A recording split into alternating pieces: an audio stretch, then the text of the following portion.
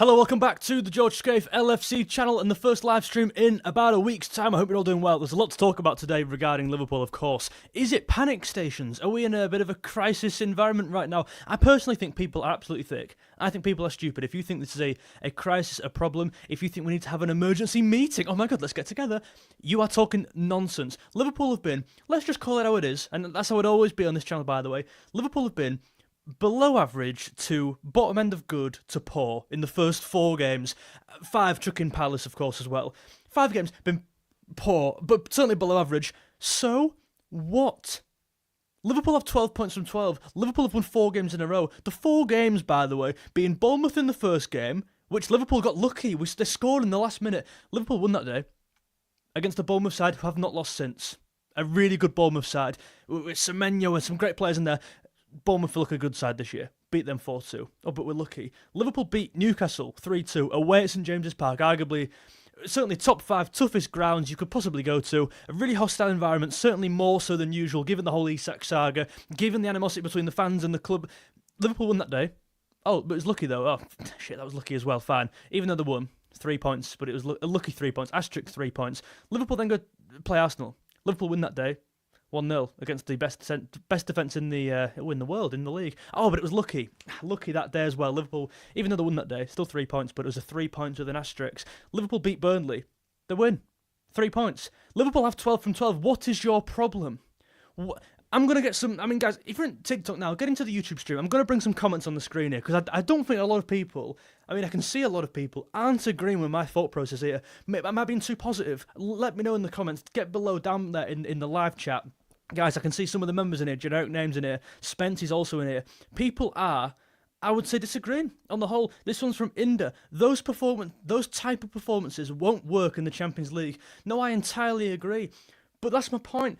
This won't be the level for the remainder of the season. Do you believe, take that performance today, do you believe Liverpool will do that against Everton? Do that in the week after week? Of course not. There are so many more levels to go with this side. We've not even reached Gear 3 yet. I'm telling you, people are looking at Florian Wirtz and calling him not a football player. They don't think he looks like a player. After 2 amazing seasons in Bundesliga, after Bundesliga Player of the Season, after winning the league, going unbeaten, and the Leverkusen fans calling him the best player. But apparently he's not a player given the first 4 games. These players will kick on. This side have just won the title. They've sold 6 or 7 players. They've brought 6 or 7 players in now. You've got an entirely new look team here. Certainly a new look front line. 2 new fullbacks. They will come good. They will gel together. I don't get what people aren't getting about this. People have been so reactionary. It's almost like people want a reason to get annoyed at Liverpool. Liverpool fans. I'm talking about Liverpool fans, by the way, who are for some reason getting annoyed. Yeah, because we didn't play very well, of course.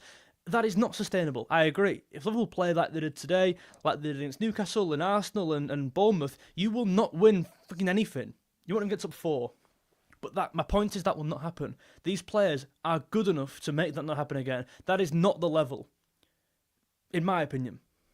I also don't think it can get much worse, personally. Maybe it can. Maybe you can concede more goals. But Burnley score one of them counters today. It probably can get worse, but not much, right? This is the floor, in my opinion, and Liverpool are still winning games. Liverpool are top of the league. What do these fans want? Exactly. You can ask that same question to these fans in here. If you're in TikTok stream, get into the YouTube stream. We're getting comments up on screen now. Come and join the community. We're nearly at 20k subs, by the way. That's really good. Thank you guys so much for that. I'm going to bring the comments actually on the screen so you can see them. What do you want? Did you want Liverpool to get 13 points out of 12? Is that what you seriously wanted? Liverpool won all 4 games. I don't care how we got there. I'm very aware Liverpool have ridden our luck so far, and it will burn out. Of course it will. But I would expect the levels to raise with it over time. We've got a player here, 100 whatever it was million on Isak, 100 whatever it was million on Wirtz, 80 million. I get so confused with euros and the pounds. It's really confusing. Wirtz, Ekatike, Isak, 3 big money moves is what I mean. I don't expect them to bed in straight away. Certainly, and I think people actually are very harsh on Wirtz so far. This is a player who was Bundesliga Player of the Year. He was Leverkusen's best player twice in a row. Helped win the league going unbeaten, by the way. One of the best sides they've seen, certainly in the last 10 years. But apparently he's crap because he had a bad game against Newcastle. That's now a thing. Like, everything that he's done over the last 2 years, everything he's worked for, all this case study that he's built over the last 2 years, someone's watched him against Newcastle and gone, he's not a player. Someone's watched him against Burnley today and gone, nah, there's no way that loses all credibility now because he didn't create enough chances against Burnley. I'm probably a bit less on Wirtz from the Burnley game today. I think a lot of people were giving him 8 out of 10s, or it's like, for me, no. I'd probably give him a 6 or a 7. I do think he had some really poor touches today, but that does not reflect what I think will happen this season. Do you think Kirkers will be crap this season? Do you think Kirkers genuinely will get back in the team? Obviously. People are saying he's not going to get back in the team. People are saying, well, Robertson looked miles better when he came on. Kirkers looked terrible, really rash against Bournemouth, really struggled against Newcastle, really poor today against Burnley, got subbed after 37 minutes. Okay, great. He's having a poor start. Get over it. Get over it, seriously. These players will come good. They have done before. They've not turned crap overnight. We've not signed crap footballers. We've signed Isak, one of the best strikers in the world. We've signed Nekatike, one of the best young players in the world. Certainly in the Bundesliga. We've signed Wirtz, one of the best attackers in the world. Young attackers as well. Like, this guy has a serious future. But yeah, they all had a bad first 4 games, so they're all crap, send them back. You are talking out of your arse. 4 games, as Jots just said here in the comments, guys. Get involved in the comment section. We're live on YouTube right now. George Scaife, LFC, come and get involved in the community. Jots has said in here, 4 games don't define how we play all season. Exactly right. Exactly right. I believe... It's like Man City. I believe Man City are still in this title race. People have written them off because they've had, an underwhelming first 4 games. It's Man City. They will be there or thereabouts. Liverpool will be there or thereabouts. Just because we had a bad 4 games does not reflect our season. Let's talk Kirkers briefly. I was going to make a vid tomorrow. I still might do, actually. This one's from Debon Air. Kirkers had a shocker, but he will level out by December. I entirely agree.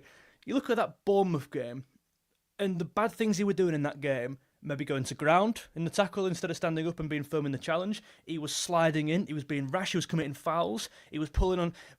And the same things against Newcastle. All those things are symptoms of the wrong word. It's not an illness, but there's reasons behind them things. It's being a starter in a new club, a bigger club than what you were at previously. Maybe the lights of Anfield in the first week were too much for him, and that's very understandable. Did you expect Kirkers to come in first week against Semenyo and be like, right, I'm going to... One of the best wingers in the league, by the way. A great team on the counter-attack. Did you expect him to have a great game? Because I personally didn't. And by the way, it was his old team. He's coming up against his old side there. So that must have been weird in itself. Not to mention first Premier League game. I think Kirkers, that first game was absolutely explainable. Newcastle, you're going into a very hostile ground there at the best of times. Not to mention now with the whole Isak thing that was going on at the moment as well. The fan bases, that animosity, etc. So there's reasons behind these poor Kirkers performances up until today.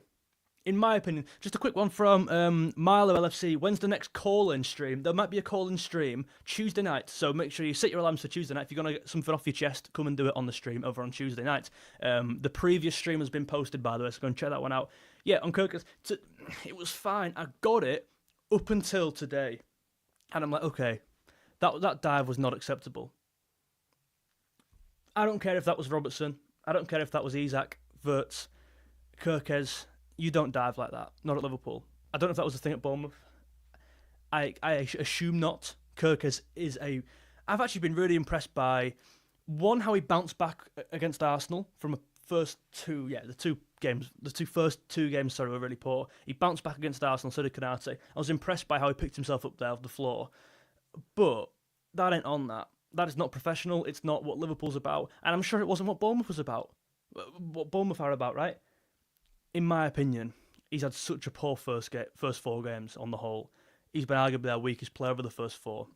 And that's not something I of course, enjoy saying. In fact, I predicted Kirkers to be signing of the season behind Isak in the whole league. And I mean, genuinely, there's a TikTok on it on my main account, my God. I said, Kirkers, yeah, he's going to be really good, coming from Bournemouth. Really high intensity. He's playing in the, he's tucking into a back 3. He should not be there. Rofo's in here, hope you're well, mate. Yeah, loads to say on the game, mate. Me too, you've not missed much. I'm just getting into it now. Don't dive like that, is it? Listen, you love a dive. Listen, obviously the dive's one thing, of course. You do not dive, and Salah's done it at the best of times, and I'll call that out when it happens. Sterling, whichever player you want to name, has dived in the past at Liverpool. It's never acceptable, it never will be. However, in my opinion. I mean, I saw like Rory Jennings saying that he loves players diving and getting on that side of the line, and for me, you don't dive, it's cheating. It wasn't even so much the dive, it was not putting the cross in. You had two options there. You dive and go down, or you put a cross in for your teammate. And he's gone down there. And if you're going to dive, fucking act. You know what I'm trying to say? No, I'm joking. But yeah, for me, I think he got it all wrong.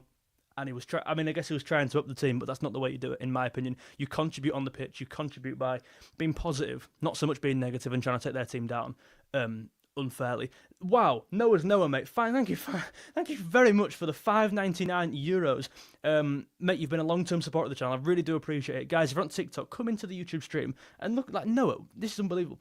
I know Salah scored the pen, but right, here we go. This actually needs a bit of a drink because this is going to be a talking point for the next few minutes. Guys, please let me know your thoughts on Noah's comment here. And we're going to bounce off that for the next 10. So get your thoughts in there and I'll go through all your thoughts. And it's regarding Mo Salah. Right. I know Salah scored the pen, but Slot needs to sub him sometimes. We had another man on the pitch who's never missed a pen in his career. Szoboszlai? Szoboszlai? I don't actually know. Right, we've got to talk Salah. We've got to talk Salah.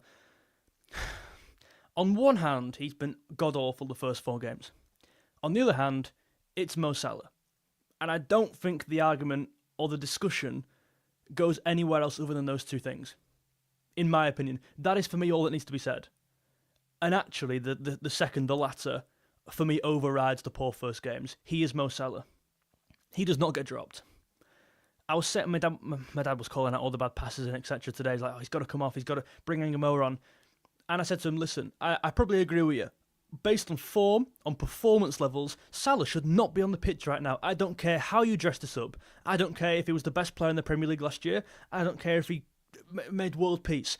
Salah, on form, performance-wise, has been Liverpool's worst forward player this season. I don't care what he's done in the past. I love him, but I'll still play him.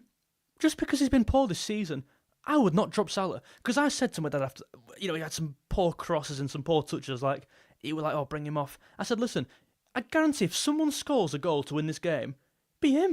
Of course it'd be Mo Salah. It's what he does. And that is why I would not drop him. He could be, he could be so bad. And he has been so bad in the past. Today he was pretty poor, really poor in fact. Yet he stays on and scores the winner. It's Mo Salah. That's what he does. There's not many players, actually. There's not many occasions or case studies where this would be a valid argument, or keep him on because he might score, because he is who he is. But this is certainly one of them. This is one of the greatest Premier League players I've ever seen, and we will ever see. You keep him on the pitch to score the big goals, in my opinion. Let me know your thoughts on Mo Salah, guys. I'm really interested. If you're in TikTok stream, get into the YouTube stream. We're reading comments only off here, and we always do, to be fair. We're trying to grow this community, and, it's really enjoyable. I'm really enjoying it so far. We've got a super chat from Jack Grimmer. Mate, I hope you are well. $1.99. Thank you very much for that, Jack. Very generous of you. What we're saying about Sunderland so far staying up. I mean, I did my team of the season yesterday, and I had Xhaka in there. And I admitted on camera, I've not seen Sunderland a full 90 this year, personally. However, you've got to stop and applaud with how they've done. The West Ham game, obviously, first week was massive, not even just like 1-0, 2-1, 3-0 was mega, obviously. One poor result in there as well, but they've bounced back the week after. It's like, they've done so well, and Jack has been a mega signing for them. I don't know if they've got enough goals in their team to stay up. I don't know if that's a fair... You let me know. I assume you're a Sunderland fan. You let me know if that's a fair comment there. However, I think they're doing everything right so far. I think the manager is arguably manager of the season so far. Certainly, probably. I mean, I think I was speaking to Callum the other day, and Callum Fowler, he was saying he would have a manager of the season. But yeah, mate, thanks for the donation. And Sunderland, I do hope they stay up. Proper club, I do absolutely hope they stay up, and not some not some yo-yo team who've been up the last 4 or 5 years, up and down. I hope they stay here, mate. So we've spoken about Salah. Hendo says here, I wonder if you're actually Jordan Henderson. I don't think you are. A team without Salah feels empty because he needs subbed off at times. Oh, but he needs subbed off at times. Okay, that's interesting. That's interesting. Is it a case of what what people are saying is Salah should play every game when fit, but he should come off when he's having a bad game. Not so much he shouldn't start. Would you all start Salah? Is that... I don't think anyone's arguing here he should be dropped forever. Do you know what I mean? And that's absolutely as far as I'm willing to concede. I will never concede Salah should be dropped from the starting 11. Not even once, not even nearly. Salah could have 10 bad games in a row, yet he would still start the game. Sorry, unless he's not fit or something like that, I would start him every game. And I don't see a world in which that changes, mate, until he leaves Liverpool, for me. Rofo, Burnley, man, they're such a pain. By the way, undefeated at home until today, that's huge. Yeah, well, to be fair, people were giving a bit of discredit to Burnley for sitting back and, like, I disagree entirely. They've done the job there. They've set out to, they've got a way of playing, they've played it, they executed it well, and it wasn't until some idiot handballed it in the box to let everyone down. For me, do people expect Burnley to come and play us off the park? No. They've not got the personnel for it. They don't play like that. Like, excuse me. It was never going to happen. Can we just chill out? Wow, we've had 2 donations, guys. This is really, kind of overwhelming. Thank you very much for this. You do not have to donate, of course. Another from Noah's Noah at 249. Thank you, mate, for this. Your support on this channel has been mega since I launched it. Thank you very much. Also, Vert's being taken off was an odd one to me. Interesting. I mean, here we go. From Spency as well. Mate, Spency, thank you very much. A long-term supporter and member of the channel. Thought Verts and Gravenberch were class today, not going to lie. So we can tie these two in together with Verts. We'll talk about Gravenberch in a minute. Get your thoughts in on Florian Verts, because for me, as Noah says, Verts being taken off was an odd one. Ultimately, it worked out and won the game. Which didn't really link to Verts in a way, so it's like you can't really use that argument. Against 10 men, to give us the best chance of winning, even though we did win, but it was a penalty. It's like, yeah, you keep Verts on the pitch because he's our best player. Arguably. On paper, monetary-wise, market value-wise, whatever, he should be at least Liverpool's up there in the conversation for best player. So why has he brought him off? Interesting, maybe because he played a lot of games recently. He played in the national team. Maybe that's a case of it. Maybe it's a case of resting him for the Champions League game midweek. There's a lot of reasons as to why, and ultimately it didn't matter because we won the game. However, I get your point. And Spencer, you said there Verts was class today. I get your point. You don't bring off players who, one, are crap on face value, market value, etc., price, and one is good at market value, like expensive and worth a lot, came in with a lot on his shoulders, and 2, he's having a good game. Both of them reasons, you don't bring him off. However, he did, and won the game. Hit the target, Spencer says. 199, mate, I appreciate the super chat. And I know it's a weird one. We're having so many shots from outside the box, yet they weren't going through. It's like they had some sort of wall built. They might as well start laying up bricks, on the penalty box. And what can you do? I think they defended really well, resolute today. What was the way in? There was no way in for me. It was either we're going to win the game through a set piece or a long shot, and that seemed like what it would be. And you look at this season, that's been a very valid point. I mean, look at the Newcastle game, Gravenberch, long shot. Szoboszlai against Arsenal, free kick. We got close with the header today. Kanate got close from the corner. So, listen, I hit the... you hit it right. I'm with you. We've hit the super chat target. Oh, sick! I didn't even know it was on. Cheers. Thank you guys. Didn't even know we were doing that. Thank you. Yeah. So it feels like right now the only way we're going to score is from a set piece or a long shot, and that's a big issue. I think we're all very critical of Arsenal having that in their locker as like their only string in their bow. Certainly last year, the set piece threat, up from corners, etc. And now we're kind of playing like that. I mean, that's not ideal, right? Maybe not so much set pieces, more so much long shots and pot shots and crosses. That is not the Liverpool but that's not the Liverpool we should be. We have so many great technical players like Verts and Ekatike. We should not be having to cross the ball in my opinion. We should be getting these players the ball and they should be creating personally. So what's the way around that? Do you change your formation? I don't believe Salah is a right-sided player in a 4-2-3-1. I don't think he's very good there. But yet he still scores goals. You know what I'm trying to say? It's taken me 20 minutes to get my stream... Oh, I don't know why that is, unfortunately. Don't know why that is. Billy, why are we so bad at corners? Oh, did you see that Robertson corner at end? Oh, my God. When Robertson tops that corner at the end, it's like, my God, just end us now. Just stop the game. That was at 0-0 as well. Why we have Isak? We have Isak for so many reasons. Isak, the beauty of him is, he can do so much, right? He's so great in the air to get on these corners and crosses, of course. He's so great with ball to his feet at these intricate moves we seem to be constructing every game, yet no one seems to be getting a shot away. There's no one really better at getting a shot out of his feet or from his feet than Isak in world football. It's one of his biggest strengths. So you've brought in a player here who can do so much in that front line. He kind of solves a lot of problems for you, but then again, he does make some problems for you because Gakpo's got to be dropped. Ekatike's probably got to be dropped. And I said this at the start of the year, and I think it's absolutely unacceptable, and I stand by it now. Gakpo is our most overhated player by a country mile. Gakpo is the Liverpool scapegoat. If you disagree with that, I think you're lying to yourself. That is the harsh reality we are living in right now. Gakpo is the scapegoat at Liverpool. Do you disagree? It shouldn't be. Oh my, of course I disagree. It should not be that at all. This should not be how you treat a player who's been absolutely excellent this year. In a world where Ekatike's come in, the guy in front of you is a different player. The guy coming in, Isak, in front of you is also a different player. The guy next to you, Vert's a new player. A new league, loads of pressure on these players. The guy behind you, Kirkes, is a new player. He's had everyone around him change. He's lost his strike partner in his front three in Jota. Nunes has gone. Diaz has gone. He's losing all these players. All these players have come in, yet Gakpo hasn't changed. Florian Wirtz, £130 million, he's come in and he's playing pretty poor. Underwhelming, you've got to say. Like, even if you think he was good, underwhelming. Yet Gakpo's carried on, business as usual. He's scoring goals, he's setting goals up, he's putting crosses in. But because he runs into the centre of the pitch and he does the same thing over and over again, people get annoyed. Salah's done the same thing over and over again for 7 years. Robin did the same thing. These players, it's not about when you're going to do it, it's about can you stop it when it happens, right? And Gakpo today, up against, probably deflated Kyle Walker. Deflate is the wrong word. Maybe a beaten Kyle Walker, certainly compared to previous years. But he had him every time. He had him every single time. He was going inside a lot, had so much success there, trying to crack shots when no one else was. Carragher said the only answer, Liverpool winning this game, is a set piece or a long shot. Gakpo was shooting all game. I can't fault him, because no one else was doing it. Are you with me there? Like, Gakpo is... I just think he's so underrated. And we've got a new member to commemorate the Gakpo underrated talk, and it's King Fred. Mate, King Fred, I can't bring you on the screen, unfortunately. Don't let me anymore. King Fred, hope you are well, and welcome to the George Scaife Members Club, mate. I hope you're well. Thank you very much for joining. So, listen, Gakpo was our second best player today. He certainly wasn't far off it, mate. He was not far off it. Gakpo has been great this season, a wee bit off a bad match today, I thought at least, but he has been...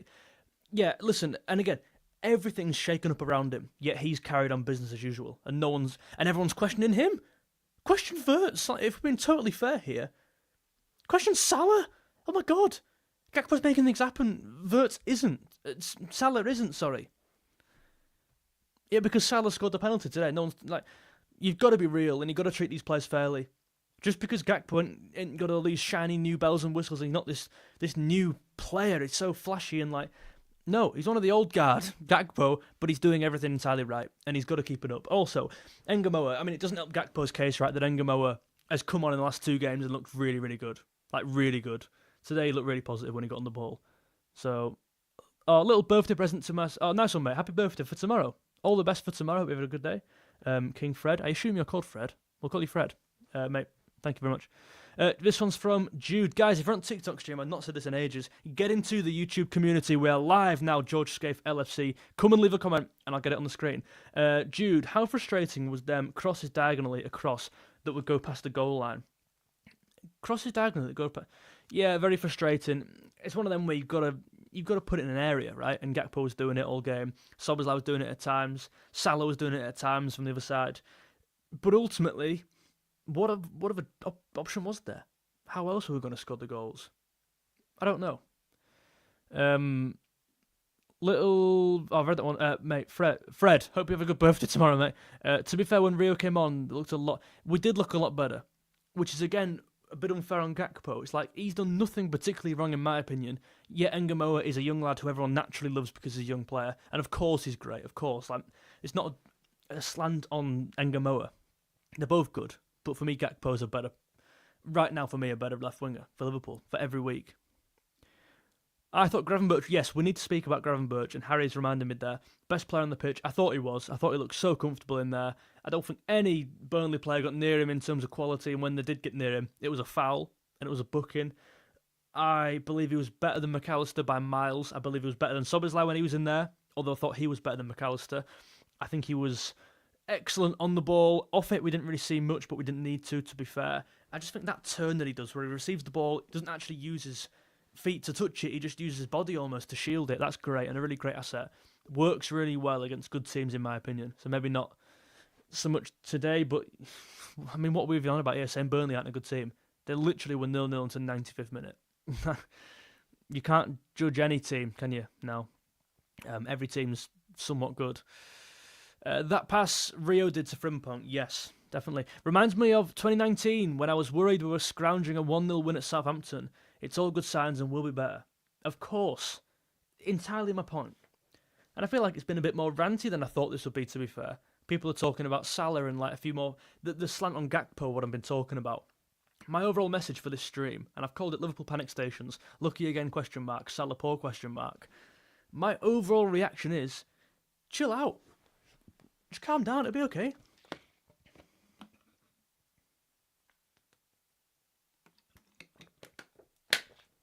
Teams have played worse than this before, and won the thing.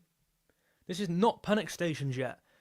And listen, I get the argument, if Liverpool don't get the penalty at the end, and it is 0-0, would I be saying it's panic stations after drawing 0-0 to arguably the worst team in the league? I probably would be saying it was panic stations, so I get that. I mean, I wouldn't, but you might think I would, and some of you I'm sure would. It's amazing how one goal or one incident in the box changes your entire perception of how your team's doing, right? Salah clearly isn't getting the ball enough because of the tendency of Eki and Vert to go on the left. Yeah, I mean, it's a fair comment. I just don't think he's a right winger in a 4-2-3-1. You can get him over it. In a 4-3-3, Salah's so great because he starts so wide, and then he comes so narrow and he brings the fullback with him. And you had Trent for years overlapping and providing the width, which allowed Salah to get forward as like an inside forward, and that's why Salah scored so many goals. He's an inside forward. That's why you can't compare Salah and Hazard. Like, firstly, they're on other sides, and secondly, Hazard was a left midfield player who would come deep. Salah's an inside forward. He's a forward. He's a forward. He's not a winger. He's a forward. He's not a right midfielder, certainly. And now he's being asked to play as like a right midfielder / winger, wider, and he's not. I should say, it's not getting in the game. Do you think the challenge on McAllister was a red? For me, no. I've got to say no. At the end of the day, 3 points are 3 points. But what about Burnley? I mean, I've got to say, people are discrediting Burnley for the way they went about that. But you've got a game plan, like we did. We played our game plan poorly. They played theirs very well and didn't get a result, right? Because of one stupid idiot at the end handballing the thing. I think you've got to realise teams don't all play attacking, possession, counter football.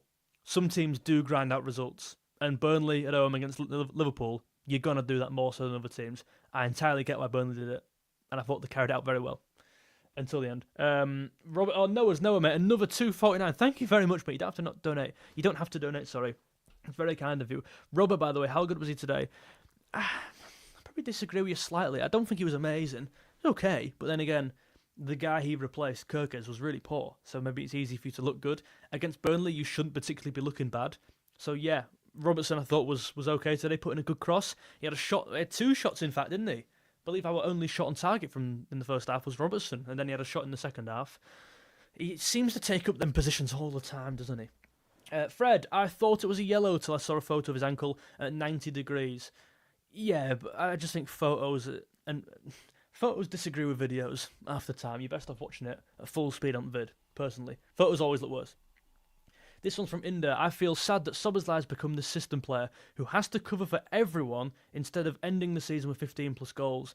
But at the same time, Bellingham and Valverde do get... Yes, Szoboszlai's almost taking one for the team every week.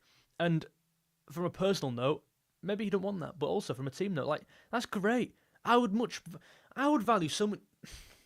Yeah, I would value so much more as a player if you took up this, like, Swiss Army knife, this adaptable, this malleable role, as opposed to making it clear you want to play in the 10 and you want to get on the score sheet. I would rather... certainly the manager would rather you as a player and an asset in the squad.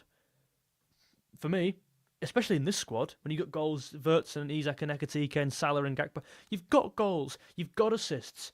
Szoboszlai offers so much more to this team.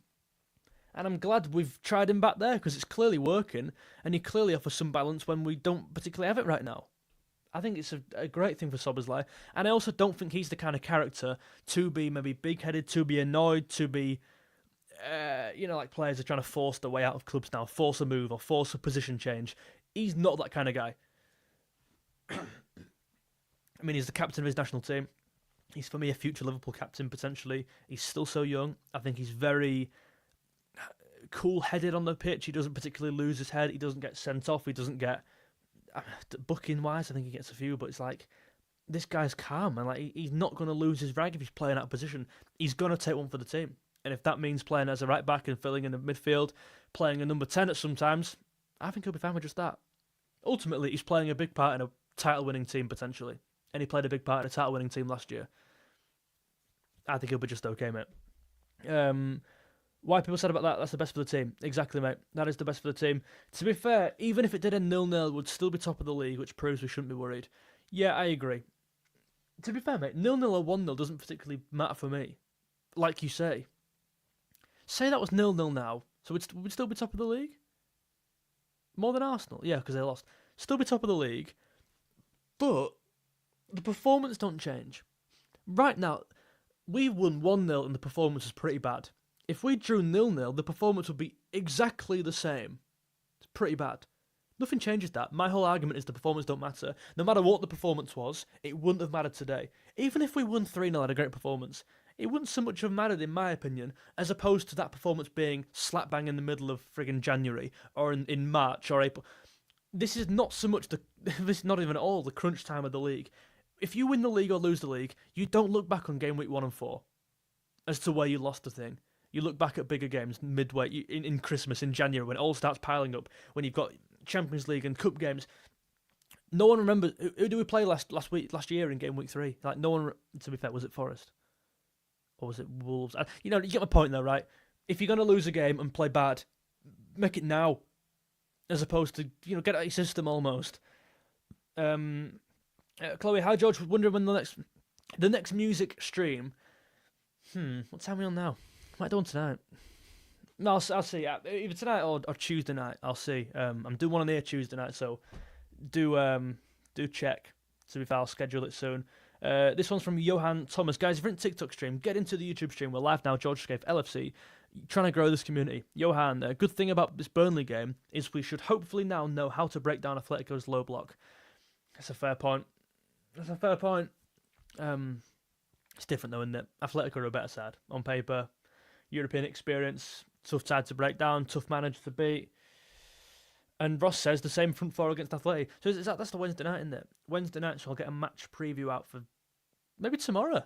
Interestingly, maybe tomorrow we do a match preview. I do think we play this. It depends if Isak's fully going. If Isak's fully ready, you play him.